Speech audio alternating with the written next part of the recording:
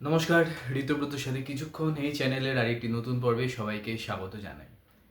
দেখুন, আশিস ব্যানার্জির মৃত্যু আমাদের কাছে কিন্তু অনেক প্রশ্ন তুলে ধরেছে। প্রশ্ন বলছি এই কারণেই, তার কারণ হচ্ছে একজন পলিটিশিয়ান, সেই পলিটিশিয়ানের কোনো দুর্নীতিতে যোগ ছিল কি যোগ ছিল না সেগুলো অবশ্যই পরবর্তীকালে পুলিশ তদন্ত করে দেখবে। কিন্তু তার যে সুইসাইড নোটটা পাওয়া যাচ্ছে সেই নোটে এমন কিছু জিনিস লেখা রয়েছে যেটা কিন্তু সামগ্রিকভাবে আমাদের পলিটিক্যাল সিস্টেমকে অনেকগুলো কোশ্চেন করছে এবং সেগুলো নিয়ে সিরিয়াস আলোচনা হওয়া উচিত। দেখুন, আশিস ব্যানার্জি 5বারের বিধায়ক, রামপুরহাট বিধানসভা থেকে তিনি জিতেছিলেন 2006, 11, 16, 21, ঠিক আছে, এই সালগুলোতে তিনি জিতেছিলেন। তিনি 2026-এ গিয়ে ধ্রুব সাহার কাছে পরাজিত হন। এবার আর কি, আশিস ব্যানার্জি মমতা ব্যানার্জি লয়ালিস্ট ছিলেন, এই বিষয়ে কোনো সন্দেহের অবকাশ থাকবার কারণ নেই। পরবর্তী সময়ে আমরা যদি দেখি, এই ভোটের বিপর্যয়ের পর যেমন আর 5জন মানুষ তারা বা তৃণমূল কংগ্রেসের নেতা বিধায়ক তারা ঋতব্রত তৃণমূলে নাম লিখিয়েছিলেন, তার মধ্যে আশিস ব্যানার্জিও অন্যতম। এবং তাকে যে কম বেশি হেনস্থার শিকার হতে হয়নি তেমনটা নয়, কারণ আমরা দেখেছি একটা ভিডিও খুব ভাইরাল, যে একজন বিজেপির মণ্ডল সভাপতি আশিস ব্যানার্জি বোধহয় কলকাতায় যাচ্ছিলেন, তখন তাকে বলেছেন যে আপনি দুর্নীতিতে যুক্ত, আপনি যদি বয়সে বড় না হতেন তাহলে চামড়া গুটিয়ে রেখে দিতাম, ইত্যাদি ইত্যাদি। যেই ভাষায় কথা বলা হয়েছে সেটা অবভিয়াসলি শোভন কোনো বিষয় নয়, কিন্তু সেটা হয়েছে আমরা দেখেছি। তো আশিস ব্যানার্জির সুইসাইড নোট অনেক কিছু কোশ্চেন করে, সেই কোশ্চেনগুলোর এক এক করে আমি অ্যানালাইজ বা বিশ্লেষণ করবার চেষ্টা করছি। যেমন, তিনি বারবার করে বলছেন তিনি দুর্নীতিতে যুক্ত নন। এর থেকে একটা জিনিস বোঝা যায় যে কোনো একটাভাবে তিনি বিব্রত ছিলেন। তিনি কিভাবে বিব্রত ছিলেন সেটা এখান থেকে বোঝা মুশকিল, কিন্তু কোনো একটাভাবে তো বিব্রত ছিলেন। কারণ রামপুরহাট তারাপীঠ রামপুরহাট ডেভেলপমেন্ট যে অর্গানাইজেশন, তিনি তার চেয়ারপারসন ছিলেন এবং সেখানে কিন্তু দুর্নীতির সরাসরি অভিযোগ ছিল। শুধু আজকে থেকে নয়, রেজাল্ট বেরোনোর পরই যে দুর্নীতির অভিযোগ উঠেছে সেটা নয়, এখানে কিন্তু তার আগে থেকেই দুর্নীতির একটা অভিযোগ উঠেছিল এবং being the chairperson he cannot deny the responsibility, এবং এর জন্য তাকে হয়তো কেউ টার্গেট করছিল। এখন এর জন্য কি পুলিশ তাকে বিব্রত করেছিল, যেই কারণে মেন্টাল প্রেশারটা তিনি সামাল দিতে পারলেন না? সেটা কিন্তু নয়, কারণ মোটামুটিভাবে যেটা সামনে আসছে যে আশিস ব্যানার্জিকে কিন্তু পুলিশ কোনো ডিস্টার্ব করেনি সেভাবে, এবং তিনি ঋতব্রত তৃণমূলে চলে গিয়েছিলেন। আমরা জানি যে ঋতব্রত তৃণমূলে যারা যান তারা মোটামুটি সেফ এই মুহূর্তে রাজনৈতিক সমীকরণের অঙ্কে। সেক্ষেত্রে পুলিশ যে তাকে খুব বিব্রত করেছে, যেটা মমতা ব্যানার্জি সুযোগ পেয়েছেন, তিনি বলা শুরু করেছেন যে এই যে একটা রিভেঞ্জফুল পলিটিক্স হচ্ছে, তারই কারণে প্রাণ গেল আশিস ব্যানার্জি, সেটা মনে হয় না। কারণ ঋতব্রত তৃণমূলে তিনি চলে গিয়েছিলেন, ঋতব্রত তৃণমূলে যাওয়া মানে কাইন্ড অফ বাফার জোনে থাকা, এবং বিজেপির সাথে তার নৈকট্য ছিল তার মানে। তো সেক্ষেত্রে পুলিশ বা অ্যাডমিনিস্ট্রেশন তাকে বিব্রত করবে সেটা নয়। এবং মাননীয় মুখ্যমন্ত্রীও তার মারা যাওয়ার পর বলেছেন যে তিনি একজন পরিষ্কার পরিচ্ছন্ন মানুষ ছিলেন, ইত্যাদি ইত্যাদি। সুতরাং এর ফলে একটা জিনিস আমরা সহজেই কনক্লুড করতে পারি, তাকে যে পুলিশ বিশাল বিব্রত করেছে এবং সেই কারণজনিত তিনি মানসিক চাপ সহ্য করতে না পেরে আত্মহত্যা করেছেন, সেটা খুব একটা বিশ্বাসযোগ্য মনে হচ্ছে না। তো সেক্ষেত্রে আরেকটা অপশন থাকতে পারে, যেটা কিন্তু ঋতব্রত ব্যানার্জি পয়েন্ট আউট করেছে, এবং তিনি কিন্তু আশিস ব্যানার্জিকে শহীদ বলে ব্যাখ্যায়িত করেছেন। এবং তার যে ইঙ্গিতটা সেটা এইদিকে, এই যে একটা সিন্ডিকেট, দুর্নীতির সিন্ডিকেট, সেখানে তো সব বাঘা বাঘা লোকেরা ছিল, মানে যাদের ক্রাইমে একদম হাত পাকা, প্রচুর এক্সপিরিয়েন্স। এখন তারা আশিস ব্যানার্জির থেকে কোনো থ্রেট পাচ্ছিলেন কি না? কারণ আশিস ব্যানার্জি যদি সবটা বলে দিতেন, প্রকাশ্যে আনতেন, তবে সেক্ষেত্রে তাদের অসুবিধা হতে পারত। এই যে মাফিয়া দুর্নীতিবাজদের যে সিন্ডিকেট, সেই সিন্ডিকেটই তাকে কোনোভাবে এটা খুন করে বা তার জীবন নিয়ে সেটা আত্মহত্যার ঘটনা বলে চালানোর কোনো প্রচেষ্টা করছে কি না, বা তাকে কোনো মানসিক চাপ দিয়েছিল কিনা, যার কারণে তিনি এই আত্মহত্যার সিদ্ধান্ত নিতে বাধ্য হলেন, সেটাও কিন্তু একটা সুযোগ থেকে যাচ্ছে, সেটাও একটা সম্ভাবনা থেকে যাচ্ছে।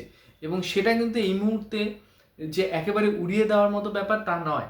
কারণ হতেই পারে তারা হয়তো তাকে থ্রেট দিচ্ছিল, তারা হয়তো তাকে বিশাল মানসিক চাপ দিচ্ছিল, তারা হয়তো তাকে কোনোভাবে ব্ল্যাকমেল করছিল। তো সেক্ষেত্রে তিনি হয়তো সেই মানসিক চাপটা সামলাতে পারেনি। সুতরাং ঋতব্রত ব্যানার্জি যে দিকটার দিকে ইঙ্গিত করছেন, সেখানেও কিন্তু একটা পয়েন্ট আছে।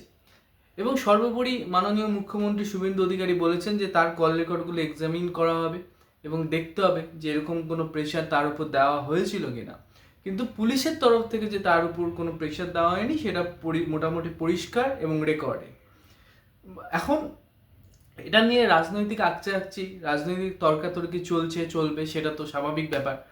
এরকম একটা ঘটনা নিয়ে রাজনৈতিক তর্কাতর্কি আকচাকচি চিরকালই চলে এসেছে। কিন্তু এখানে আরেকটা বিষয় ভাববার আছে। সেখানে তিনি একটা জায়গায় বলেছেন যে আমি চাই যে আমার পরবর্তী প্রজন্মের কেউ, আমার বংশের, তারা রাজনীতিতে না আসুক। এই যে রাজনীতি সম্বন্ধে, তার বয়স 75 বছর বয়সে একজন লোক সুইসাইড করছে, আত্মহত্যা করছে, এবং তিনি বলছেন শেষে যে আমি দুর্নীতিতে যুক্ত নই, সেটা তিনি প্রকাশ্যে বলে যেতে চাইছেন এবং মানুষকে সেটা বিশ্বাস করাতে চাইছেন, এতটাই আকুলতা। এবং একই সাথে তিনি বলছেন যে আমার বংশের যেন কেউ রাজনীতিতে না আসে। অর্থাৎ আমরা কি বুঝতে পারছি যে রাজনীতির স্তরটা পশ্চিমবঙ্গে নামতে নামতে কোথায় নেমে গিয়েছে? যে একজন 75 বছরের প্রবীণ দীর্ঘজীবন রাজনীতিতে কাটাবার পর চাইছেন যে তার বংশের কেউ রাজনীতিতে না আসুক। অর্থাৎ এই যে একটা পলিটিক্যাল সিস্টেমের আমাদের এত অবনমন প্রত্যেক দিন আমরা এক্সপিরিয়েন্স করছি, আমাদের অভিজ্ঞতা লব্ধ হচ্ছে, সেই ব্যবস্থাটার কি পরিবর্তন হবে না?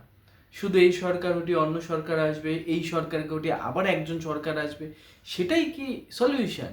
নাকি সর্বোপরি এই সামাজিক এবং রাজনৈতিক যে আমাদের পরিসরটা, যেটা এত দূষিত হয়ে গেছে, আমরা ম্যাচিওর পলিটিক্স করছি না। পলিটিক্স যদি কেউ অন্য পার্টির পলিটিক্স করে, তাকে শত্রু ভাবছি, তার কিভাবে সর্বনাশ করব সেটা ভাবছি। এমনকি নিজের পার্টির ভেতরেও যদি কেউ আমার থেকে বেশি উঠে যায়, তাকে কী করে নামাবো তার চিন্তা করছি। পলিটিক্স মানে আগে কি ছিল? Extension of social service. এখন কি হয়েছে? Extension to self service. মানে কি? আমি নিজেকে কি করে সার্ভ করব, কটা বাড়ি করব, কজন গুন্ডাকে হাতে রাখবো, কিভাবে সরকারের টাকা মারবো। এবং মজার কথা, যারা মাথায় বসে রয়েছেন বিভিন্ন রাজনৈতিক দলে, তারা যেহেতু ভোট বাক্সে এরাই আলটিমেটলি কি প্লেয়ার হয়ে যায়, কারণ এরা পাবলিককে খুব ভালো ভয় দেখাতে পারে, এই গুন্ডা মাফিয়ার শ্রেণী, তাদেরকে হাতে রাখার জন্য তারা এদের বিরুদ্ধে কোনো ব্যবস্থা গ্রহণ করেন না যখন ক্ষমতায় থাকে। এই জিনিস তো আমাদের দেখা। তো এটাকে প্রশ্রয় দিতে দিতে, এটা কিন্তু তৃণমূল আমলে হয়েছে সেটা নয়, এটা বিপ্লবী যে মানুষজন এখন নানা রকম কথা বলেন তৃণমূলের বিপক্ষে, বিজেপির বিপক্ষে, এটা তাদের সময় কিন্তু একটা অন্য মাত্রায় চলে গিয়েছিল। তৃণমূল সেটা আরও বাড়িয়েছে, বিজেপি এসে কী করে সেটা দেখবার, কিন্তু সেটা বিজেপি একদম নিকেশ করে দেবে এমন কোনো ইঙ্গিত এখনও পাওয়া যাচ্ছে না। অর্থাৎ এটা একটা দীর্ঘদিনের প্রক্রিয়া। তো পলিটিক্যাল সিস্টেমকে পিউরিফাই করবার জন্য আমরা কি যথেষ্ট সচেতন, যথেষ্ট কাজ করছি না? একেবারেই করছি না। নাগরিকরা কি সচেতন? একেবারেই নয়। একটা ক্ষয়ে যাওয়া, ধসে যাওয়া রাজনৈতিক সংস্কৃতির দিকেই ইঙ্গিত করছে আশিস ব্যানার্জি শেষ চিঠিটা। এখন আশিস ব্যানার্জি চলে গেছেন, তিনি অধ্যাপক মানুষ ছিলেন, তার অনেক ভালো ব্যবহার আচার আমরা এই সমস্ত বিষয়ে চর্চা করছি, কিন্তু এটাও ভুলে গেলে হবে না তিনিও তো এই সিস্টেমেরই অংশ ছিলেন।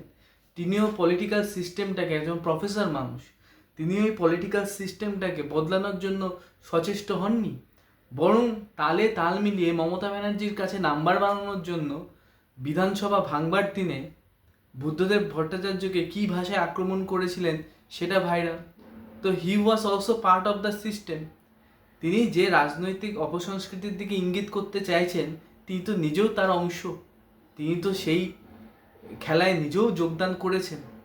বুদ্ধদেব ভট্টাচার্যকে কিছুর বাচ্চা বলেছিলেন, এটা একজন অধ্যাপক মানুষের থেকে, শিক্ষিত মানুষের থেকে সমাজ বা মানুষ আমরা শুনতে চাই, তাও বুদ্ধদেব ভট্টাচার্য সম্বন্ধে। সুতরাং আমরা যদি দেখি আমাদের পলিটিক্যাল সিস্টেমটা একদম গেছে আর কি। এই সিস্টেমটা যদি উত্তরণ না ঘটে তবে কোনো কিছুই আর হওয়ার নেই। এই ছিল আজকের পর্ব। যদি চ্যানেলটি ভালো লাগে তবে অবশ্যই চ্যানেলটি সাবস্ক্রাইব করবেন, চ্যানেলটি সাথে রাখবেন। নমস্কার, ভালো থাকবেন।